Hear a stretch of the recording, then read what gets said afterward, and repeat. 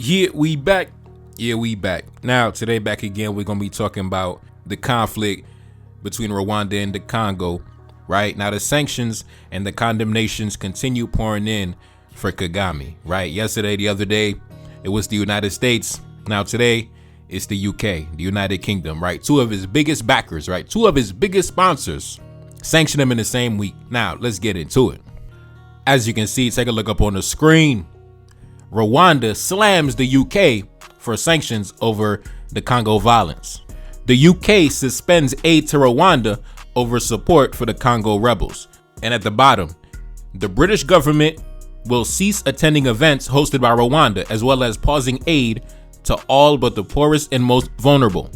Now, let's get into the official response. Let's get into the official statement that was put out by the British government, the foreign ministry in the UK. But before we get into that, as you already know, album out now. Album available everywhere. Apple Music, Spotify. Go to the homepage of my YouTube channel, my playlist section, Sahel 1816. Album out now. Enjoy yourself, man. Now let's get back into it. The UK is deeply concerned by the situation in the Eastern DRC. The Foreign Secretary met with President Tshisekedi in Kinshasa and President Kagame in Kigali on the 21st and 22nd of February. In his meetings, he was clear that there can be no military solution to the conflict. There must be an immediate cessation of hostilities. The recent offensives by M23 and the Rwanda Defense Forces, including the capture of Goma and Bukavu, are an unacceptable violation of DRC sovereignty and territorial integrity and a breach of the UN Charter. And until significant progress is made, the UK will take the following measures. Number 1, cease high-level attendance at events hosted by the government of Rwanda. Number 2, limiting trade promotion activity with Rwanda. Number 3, pause direct bilateral financial aid to the government of Rwanda, excluding support to the poorest and most vulnerable. Number 4, coordinate with partners on potential new sanction designations. Number 5, suspend future defense training assistance to Rwanda. Number 6, review export licenses for the Rwanda Defense Force. Now, let's get into it. Let's break it down. Now, to me, these sanctions, and compared to the sanctions taken by the United States, to me, it's kind of weak. I'm not gonna lie, it's kind of weak. Regardless, I salute the action, but it could use a bit more. They could put some more strength into the sanctions. Now, starting with number 1, they said they're going to stop attending all high-level diplomatic meetings or events hosted by the government of Rwanda. Basically saying that, we're not really trying to stand next to you at the current moment. Diplomatic isolation, essentially, right? Doesn't really have any effect on the economic activity of Rwanda or the economy or any of the elites and politicians, but it's more so damaging to their image, right? Because the image they've crafted over the years has been one built through diplomacy. So now the image of Rwanda is taking a hit, as well as the image of Kagame overall. But at the end of the day, this particular sanction doesn't really have too much of an effect. Now, number 2, limit trade promotion activity with Rwanda. Now, this one has more of an effect than the first one, right? As you already know, Rwanda, being a darling of the West for so many decades, has enjoyed the privilege and luxury of Western funding, Western backing, Western support, Western aid, things like that, right? The UK, along with other Western nations, have poured billions of dollars into Rwandan development, economic cooperation. So they're basically saying that we're going to reduce the aid, we're going to reduce the economic cooperation, we're going to reduce the trade, things like that. That actually has an effect. Keep in mind, when you hear the Kagame fan club talk about the economic development that Kagame brought to Rwanda, a lot of that, the foundation of that was built on Western aid, Western funding, Western support, as well as a large amount of Western propaganda. So basically what I can gather from the first 2 points of the sanction is that we're going to see less propaganda in the Western media in terms of giving Kagame all this unlimited praise and promotion and talking about how this is the greatest African leader since the kings in ancient Egypt, things like that. Basically, the media coverage on Kagame is going to be a bit more balanced, right? Instead of biased in his favor the way it's been since, the early 2000s. Now, number 3, a pause on all direct bilateral financial aid to the government of Rwanda. Now, this one is kind of similar to number 2 in terms of limiting trade activity, but this one is more so focused on the financial aid, right? We're not going to sponsor your government. We're not going to bankroll your government like we once did before.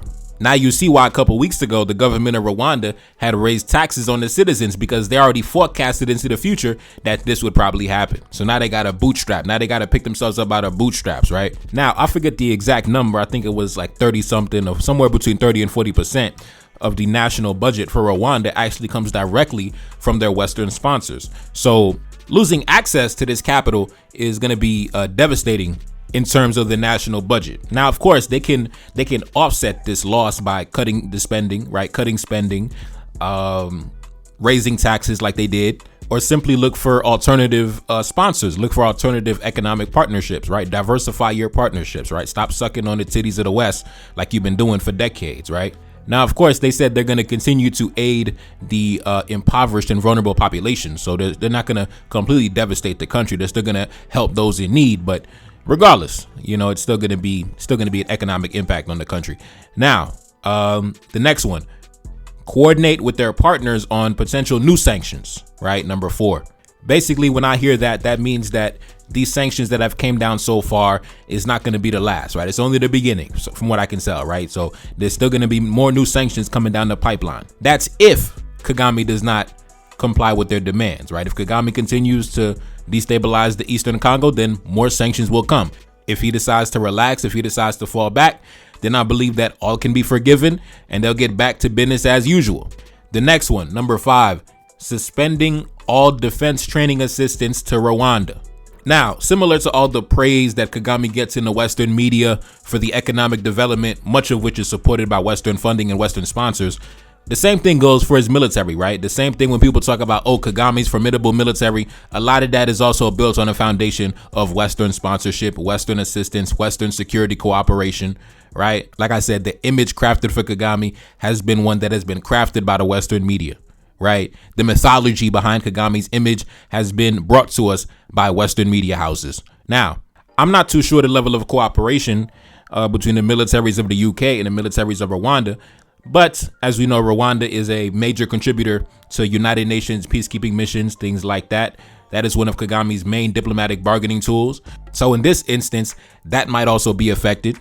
And if you remember, I believe it was South Africa. South Africa had sent some United Nations peacekeeping troops over to the Congo, and a number of them were killed by the M23. So if you're backing a so-called rebel group that killed United Nations peacekeeping troops, that's probably going to have an effect on your standing as a nation that contributes to United Nations peacekeeping missions, such as Rwanda. You can't, on one hand, be a contributor to United Nations peacekeeping missions, and then on the other hand, you're killing United Nations peacekeeping troops. And then at the same time, you want to continue to enjoy the privilege of being a major contributor to United Nations peacekeeping missions. And then on top of that, the United Nations peacekeepers that they killed, they were fellow Africans, right? So you killed the fellow Africans, but you allowed the European mercenaries to go back to their country without a scratch on them. You allowed them safe passage back home, but the fellow Africans got gunned down in the street. Man, listen, Kagame and his men are a bunch of Sambos. Let's continue. The next one, number 6, reviewing the export licenses for the Rwanda Defense Force. Now, to me, it seems like the British government might not, sell military equipment to Rwanda. Right. So they might have to start producing their own military hardware, their own military equipment, or like I said, diversify your partnerships. Right. The Western powers aren't the only ones who got military equipment for sale. You could go to somebody else, go to different suppliers. Right. Or you could, manufacture your own weaponry, be self-sufficient. Right. So these sanctions, this diplomatic isolation might be a blessing in disguise for Rwanda, because it might force them to, like I said before, pick themselves up by their bootstraps, right? Stop sucking on the tits of the Western powers. Stop, bending the knee and bowing and genuflecting for the Western powers and, booty clapping for the Western powers, right? Now you got to stand on your own 2 feet and be a man, be a real leader, right? Be a real leader instead of being propped up by the so-called colonists. Now, the Rwandan government actually responded to these sanctions. Take a look up on the screen. This coming from the Ministry of Foreign Affairs. They said this: Rwanda regrets the measures taken by the UK. Now, if you remember, when Belgium had sanctioned Rwanda, you remember what they did? They cut economic ties with Belgium, right? Now, for some reason, when the United States sanctioned them, they didn't take the same action. They didn't take the same hardline stance, right? When it came to little bitty Belgium, Kagame started beating on his chest and stomping his feet, right? But when Trump sanctioned them, how come he didn't cut economic ties with the United States, right? How come he didn't do that? Now, in this case, let's see if they also are going to cut economic ties with the UK. Let's get into this statement. Take a look up on the screen. They said this: the punitive measures announced today by the UK government in response to the conflict in Eastern DRC, where the UK has now clearly chosen a side, are regrettable. It is unreasonable to expect Rwanda to compromise its national security and the safety of Rwandans. The measures do nothing to help the Democratic Republic of the Congo, nor do they contribute to achieving a sustainable political solution to the conflict in Eastern DRC. Now, time out. This is just a personal pet peeve of mine. It's just something that personally annoys me in general. One of the biggest things I hate are aggressors who play the victim simultaneously. Like, I hate that. Like, it bothers me to my core, right? Somebody who was clearly an aggressor framing themselves as a victim of aggression. I hate that. That bothers me, bro. Like, it bugs me out. It bugs me out. Somebody who's clearly on the offensive, somebody who's clearly aggressing upon somebody else, at the same time playing the victim. At the same time trying to project an image of moral superiority, right? That type of behavior and mentality is what I would expect from our colonial enemies, right? That type of mentality and behavior is unbecoming of a black man, right? That is beneath you as a black man. So at the same time, you are clearly aggressing upon other black men, and then you want to frame yourself as I'm the innocent victim, I'm the helpless victim. Bro, can't stand that type of duplicitous behavior. Let's continue. The government of the DRC has a lot more to answer for than any other party within the DRC itself and in the region. Time out. Once again, just to set the record straight, there are not any Congolese troops inside Rwanda's borders. There are not any Congolese troops occupying any cities and towns inside Rwanda. There are not any Congolese troops smuggling the minerals from Rwanda back into the Congo. But once again, playing the victim, even though you are the primary external aggressor, but you want to occupy the station of aggressor and victim simultaneously. And this is why your Western sponsors are backing away from you, because you're becoming an embarrassment. You're becoming a liability, right? You're becoming an embarrassment to be connected to. Now, time out. I saw this one person said this. Take a look up on the screen.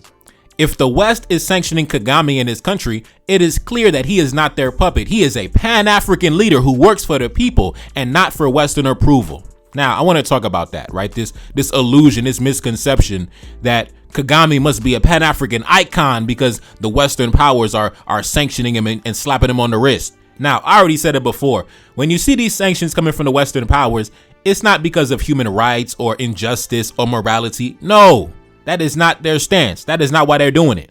It's about the optics, right? It's about the optics of it all, right? If you become too embarrassing to be associated with, the Western nations will simply step away and back away from you. If your actions become too difficult to defend in the Western media, they're simply going to back away from you. They're simply going to drop you. And in the case of Kagame, due to the fact that he was one of the biggest recipients of Western aid, Western military assistance, Western backing, Western propaganda in the media, if you go around and take that Western aid, you go take that Western military cooperation, you go take all the privileges and luxuries that come with being a key Western ally, and you go off and commit crimes against humanity, the Western nations are going to back away from you because now you make us look complicit in your war crimes, right? You're going around committing crimes against humanity and we're sending you money. Now we look like we're giving you money to commit crimes against humanity. So we're going to back away from you. That's what's happening in the case of Kagame. It's not because he's a Pan-African leader. No, it's because he's becoming an embarrassment for his Western partners. We're giving you money, and now we're hearing that you're taking the same money we just gave you, and you're funding militias and armed groups that's going around killing thousands and raping women. So yeah, we're not going to send you money no more, bro, because you're taking the money and engaging in criminality with it. And on top of that, now everybody is looking at us funny because we've been going around on our media for years and years talking about how you're the greatest black man walking the earth, and now you're taking the money and the funding and the backing that we gave you, and now you're going over the border and destabilizing the Congo, right? Now, it would be fine if we weren't living in the age of information, right? Like back in 2001, during the second Congo wars, the average citizen, the average individual did not have access to this level of information. So we were able to control the propaganda. But now you cannot really control the flow of information and the flow of propaganda. So it's not as easy to cover up and sanitize your war crimes, right? So now we look like we're accomplices to your crimes, and we don't want to look like that. So we're going to back away, right? We're going to stop sending you money. We're going to stop sending you equipment. We're going to stop sending you military, hardware, because now we look like we're accomplices in your criminality. And for those who are students of history, you already know this is not the first time this has happened, right? For example, Mobutu, right? For decades, Mobutu was a darling of the West. They loved Mobutu. But once Mobutu became too embarrassing, what happened? They backed away, right? They stopped supporting him. Same thing with Saddam Hussein, right? At first, Saddam Hussein was their guy, right? But eventually, they turned on him. And we've seen the same story play out time and time and time again. Kagame is not the first. And this is not something that is simply limited to geopolitics, right? For example, if you earn a salary working for a company, for example, if you're associated with a company, if you go out and embarrass that company, if you say certain things or do certain things, that's going to make the company look bad. It's going to be a bad reflection on the company. What do? They fire you. You are fired. You remember Kanye West with Adidas, right? For the longest time, Adidas made billions of dollars working with Kanye West. But when Kanye West started making all those inflammatory statements about the Jewish community, what did Adidas do? They backed away. They distanced themselves. Why? Because Kanye West was beginning to become embarrassing. He was beginning to be a poor reflection on the company. So the company did not want to finance his ventures anymore. It's the same principle. The Western nations don't really have a problem with Kagame destabilizing the Congo and plundering the Congo for the minerals and sending the minerals off to them. They don't have a problem with that. The problem becomes when you do it in such a way that it becomes embarrassing to be associated with you. The problem becomes when people start associating us with your crimes against humanity, where they think we're actually funding your crimes against humanity. Now we look like we're accomplices to war crimes, and we don't want to be associated with that. That is why you see Kagame's Western partners backing away and distancing themselves. Not because of any sentiment of morality, but because of the optics of it all, because of the imagery of it all. It makes them look bad. Now let's continue. Consistently not holding the government of DRC accountable for repeated attacks on its own citizens, including the ongoing indiscriminate bombings of the Banyamulenge villages in South Kivu, encourages the DRC to double down on a military path, prolonging the conflict and the suffering of civilians. Now, time out. Another level of Kagame's hypocrisy that I simply don't understand is this framing of himself as a benevolent neighbor looking out for the interests of the minorities in the Congo, right? Now, this is the same guy. If you look at his government, his administration, the ruling class in his nation, it's all composed of members of his own tribe, right? This guy who's always talking about the diversity and the ethnic minorities in the Congo, right? This guy, his own tribe dominates all sectors of politics and economics, right? There ain't no diversity in the ruling class of Rwanda. It's only one tribe dominating the affairs, but he wants to lecture the Congo, wag his finger at the Congo about diversity and including the minorities and this, that, and the third, something he doesn't even do within his own borders. Like I said, man, this guy does a lot of behavior. He does a lot of things that are very reminiscent of our colonial enemies, right? This guy talks out both sides of his mouth. He tries to lecture you on things that he doesn't even do inside his own country. It's ridiculous, this guy. You can tell Kagame has a lot of European mentors. You could tell he has a lot of European mentors that he looks up to and he takes notes from, because his behavior and the way he moves is really no different than our colonial enemies. Now let's continue. Rwanda will continue to insist on security guarantees, which the DRC and the international community have so far been unwilling or unable to provide. Now, time out. Once again, talking out both sides of his mouth, right? In one conversation, they'll say something like, the Congolese military is incompetent. The Congolese military cannot defend itself, right? But then in another conversation, they make it seem like the Congolese military is so powerful. The Congolese military is so formidable. And that's why we got to secure our borders, because the Congolese military is a threat. So which one is it, bro? Is the Congolese military a threat to your security and that's why you got to secure your borders? Or is the Congolese military incompetent and they can't defend themselves? And which one is it? Because I notice it changes based on the conversation. And I know that if somebody is harmless and if somebody is incompetent and if somebody cannot defend themselves, then obviously they're not going to be a threat to their security, because according to your own words, they can't even defend themselves. So how can somebody who can't even defend themselves somehow is a security threat who you got to be on your guard against? Like I said, man, this guy, he takes us for a fool. Now let's continue. The perpetual situation of instability seems to benefit directly or indirectly a number of those associated with the conflict. Now, time out. Yes, it also benefits you, because that's how you're able to smuggle the minerals, right? Because if the Congo was stable, if the Congo was able to effectively secure their borders at the highest level, then you would not be able to carry out your mineral trafficking operation that you've been carrying out for many years, right? So obviously, you also benefit from the instability, right? But like I said, similar to our colonial enemies, Kagame operates like an arsonist firefighter, right? So he adds gasoline to the fire and then he comes back around trying to save everybody in the burning building. Oh my God, I'm here to save you. I'm here to save the minorities getting burned in the building. It's the same language that is used by our colonial enemies, right? When they talk about, oh, the instability in the country, we are assisting the country getting on a stable path, getting back to stability. Meanwhile, you benefit from the instability. The instability is your bread and butter, right? The instability is what gives you access to the minerals. The instability is what gives you access to influence the political affairs in the Congo like you've been doing for the past 3 decades, right? The instability is your bread and butter. If the Congo was stable, that would have a devastating impact on your economy. And due to the instability, that gives you a constant pretext to intervene in their affairs, right? It's no different than our colonial enemies, right? Using the instability in certain nations to mobilize their troops and deploy their militaries in certain countries. These tactics and this language comes directly out of the handbook of the European colonists. Kagame is a student of the European colonists. Now, let's continue. Rwanda is fully committed to working with partner states on the ongoing Africa-led mediation process and calls on the international community to support this effort, which is the only credible pathway to a negotiated solution. Now, that's the response from Kagame's government, from the Rwandan government. Now, if you ask me, the only solution is to withdraw all your support and withdraw your troops and go back to your country, right? Go back to your side of the border and focus on your own affairs. That to me, logically, that would be the pathway to a solution. And then that way you're able to get your Western funding back. You're able to get your Western sponsors back and everything could get back on track, right? If you ask me. But like I said, because you're dealing with somebody who talks out both sides of his mouth, obviously that's not going to happen.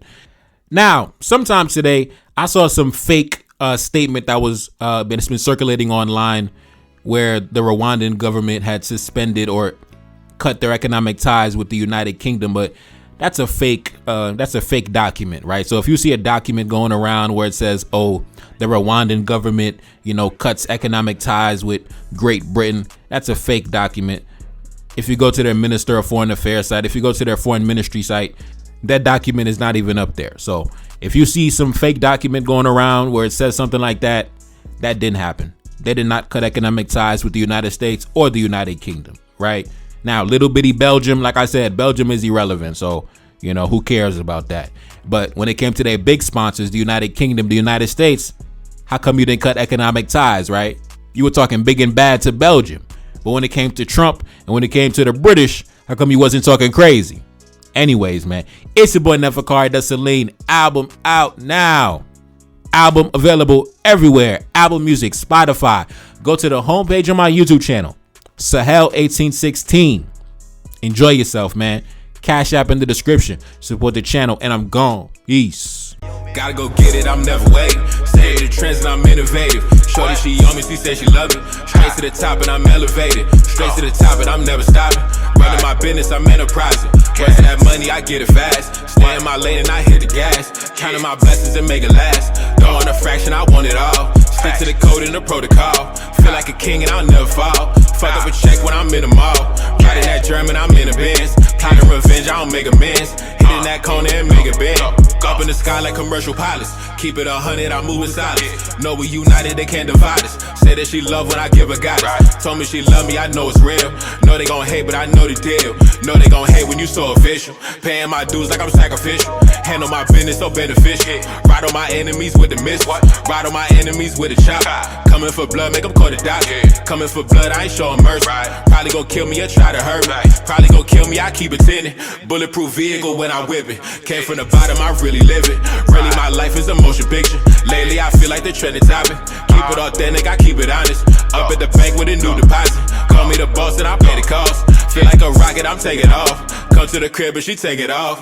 Gotta go get it, I'm never waiting. Stay with the trends and I'm innovative. Shorty, she on me, she said she love me. Straight to the top and I'm elevated. Straight to the top and I'm never stopping. Running my business, I'm enterprising. Working that money, I get it fast. Stay in my lane and I hit the gas. Counting my blessings and make it last. Don't want a fraction, I want it all. Stick to the code and the protocol. Feel like a king and I'll never fall. Fuck up a check when I'm in the mall.